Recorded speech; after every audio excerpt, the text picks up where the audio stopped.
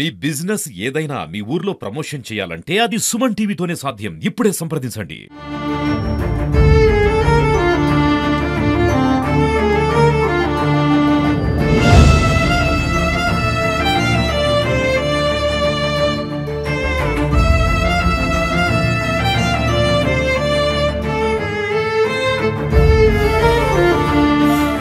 తమ శత్రువులపై కక్ష సాధించేంత వరకు కూడా నిద్రపోని ఘటనలు, అదేవిధంగా తమ కుటుంబంలో ఉన్న మగవాళ్ళను సూటిపోటి మాటలతో రెచ్చగొట్టే ఒక సన్నివేశాలను అయితే ఇప్పటివరకు తెలుగు ఫ్యాక్షన్ సినిమాలను చూశాం.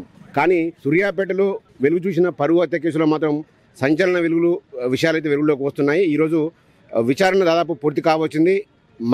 మరికొద్ది గంటల్లోనే నిందితులను మీడియా ముందు ప్రవేశపెట్టే అవకాశం అయితే కనబడతా ఉంది. ఈ మొత్తం సీన్లో మాత్రం ఎవరైతే భార్గవి ఉందో భార్గవి నానమ్మనే కీలకంగా కూడా పోలీసులు అయితే చెప్తున్నారు. ఆమె రెచ్చగొట్టడం వల్లనే మనవలను హత్యకు పాల్పడినట్లు తెలుస్తూ ఉంది. ప్రస్తుతం అయితే మనం చూడొచ్చు, ప్రస్తుతం రూరల్ పోలీస్ స్టేషన్లో ఉన్నాం. విచారణ మాత్రం పూర్తి కావచ్చిన పరిస్థితి అయితే కనబడతా ఉంది.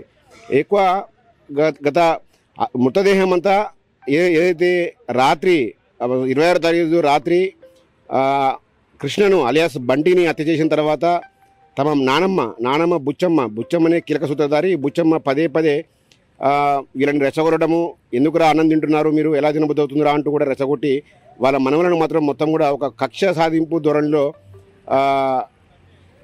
బుచ్చమ్మ అయితే తమ మనవలకు నూరిపోసా ఉంది. మొదటి నుంచి మనవరాలు కులాంతర వివాహాన్ని వ్యతిరేకిస్తూ వస్తూ ఉంది బుచ్చమ్మ. ఈ నేపథ్యంలో కొన్ని నెలలుగా తన కుమారుడు మనుమలను రెచ్చగొడుతూ హత్యకు పరోక్షంగా కారణమైనట్లయితే పోలీసులు గుర్తించారు.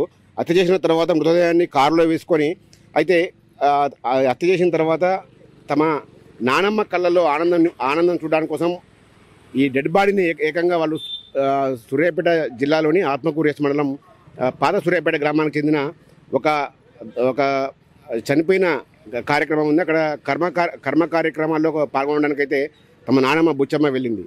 ఆమెకు డెడ్ బాడీని చూపించి ఆమె కళ్ళలో ఆనందం చూసేందుకైతే మన వాళ్ళు ఏకంగా డెడ్ బాడీని కూడా అక్కడ తీసుకెళ్లారు. కానీ ఆ ఇంట్లో వాళ్ళకైతే ఏదైతే కార్యక్రమం జరుగుతుందో ఆ ఇంట్లో వారికి ఎవరికి కూడా తెలియకపోవడం ఇక్కడ విశేషం.